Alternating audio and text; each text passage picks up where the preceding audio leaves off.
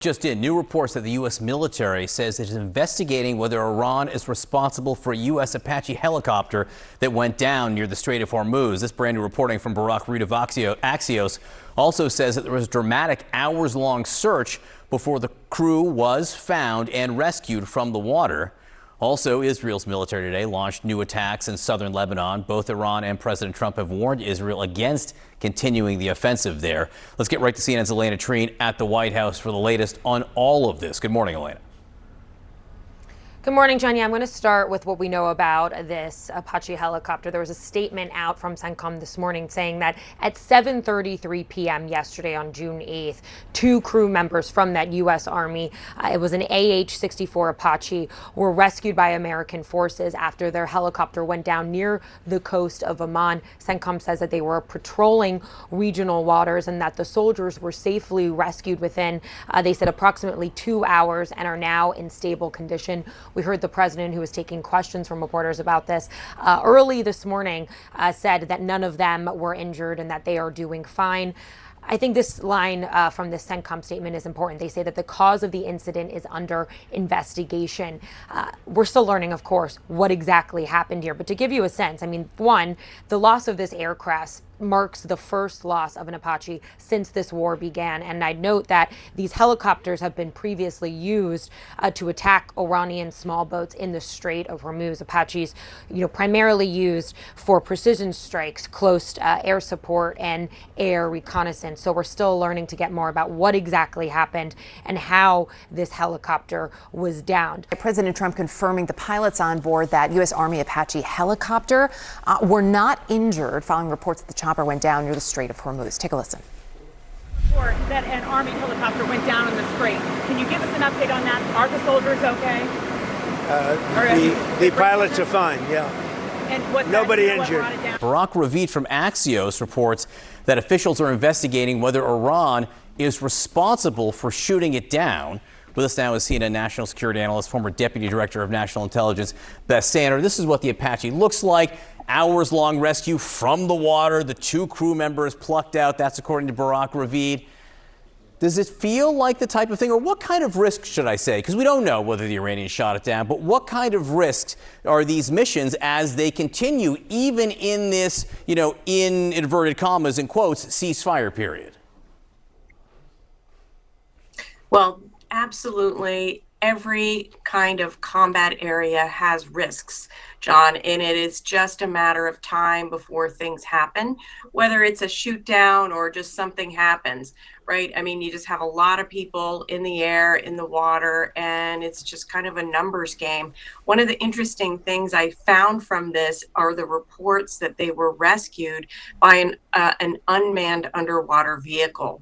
And if true, this is really interesting, and it just shows how war is changing. This is now happening routinely in Ukraine, where these unmanned vehicles are wheeling people out or, dropping in supplies or whatever. The world is changing dramatically, and it makes people more safe. But I think that this entire situation, John, right now it's just very, very unstable. And the risk of flare-ups and more downings is just high. When we got word overnight that a U.S. Apache helicopter went down somewhere in the Strait of Hormuz off the coast of Oman, we don't know the exact location, nor do we know the cause of what brought this helicopter down. We do know the two people inside, the pilots and the passengers, everyone's doing okay. This is what the Apache looks like. When you hear that, what are the range of possibilities for what might have happened? It could be mechanical, of course. Secondly, could be enemy action. The Iranians could have gotten in some kind of a drone in close to it. Thirdly, it could be pilot error. Those are the three key ones that you think about.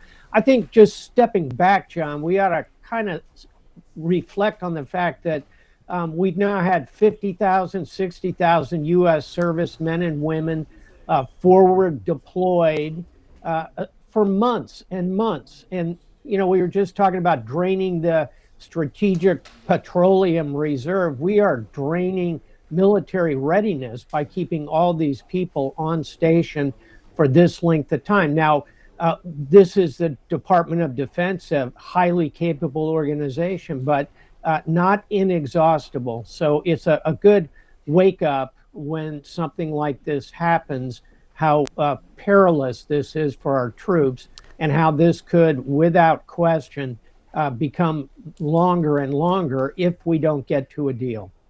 Well, it already has become longer and longer, and I think that's such an important point that you're making here, because this is the risk of an extended deployment, maybe indefinite deployment, one or the other. And one thing I want to point out is the president says overnight that this whole thing could come to an end in the next 2 or 3 days. There could be a permanent deal in the next 2 to 3 days. He has said some version of that. CNN has counted, I'm going to write this, 37 times in the last 78 days. So 37 times over the last 78 days, it's either been a few days away, a week away, or just around the corner.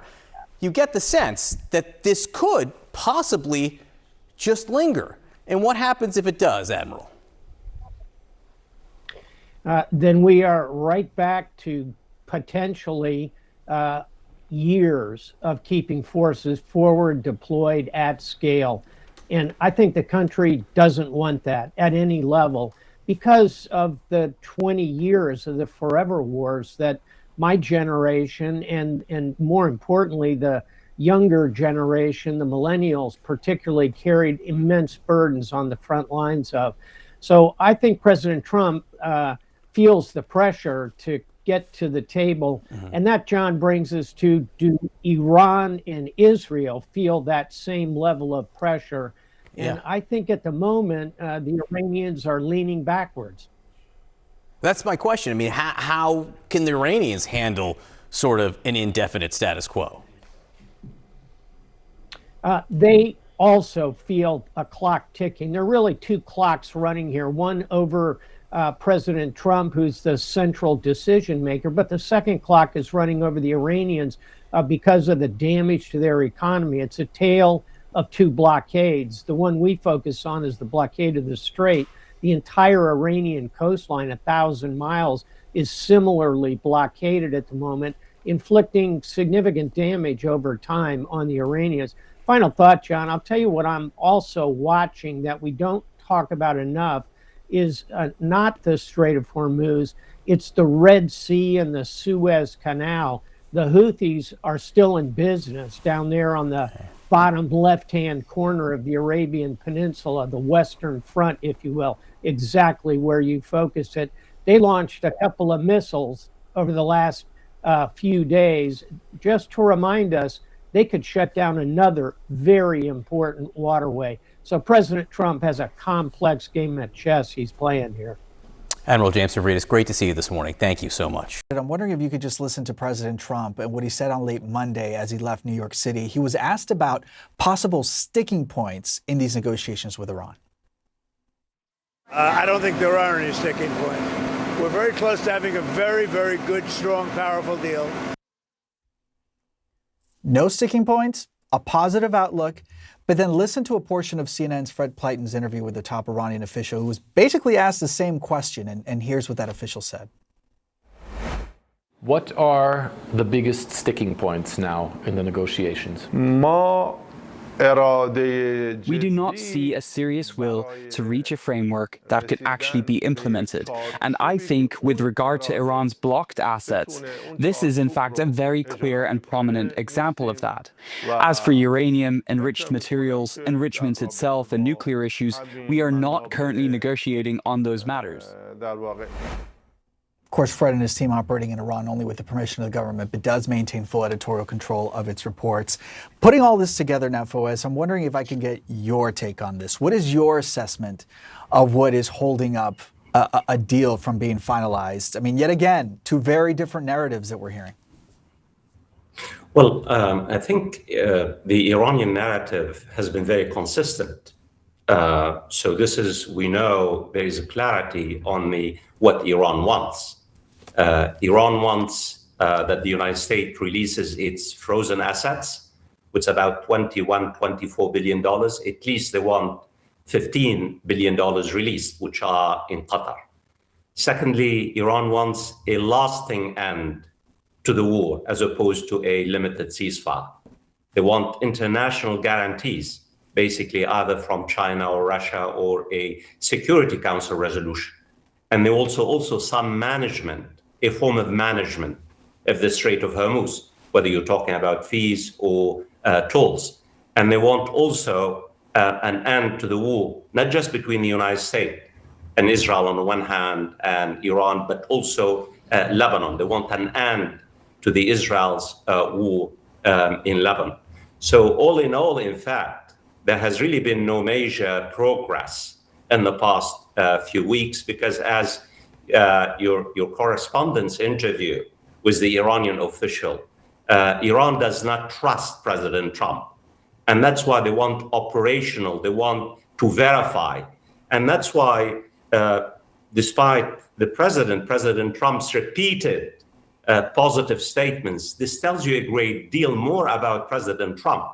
He is desperate to find an off-ramp. He wants out.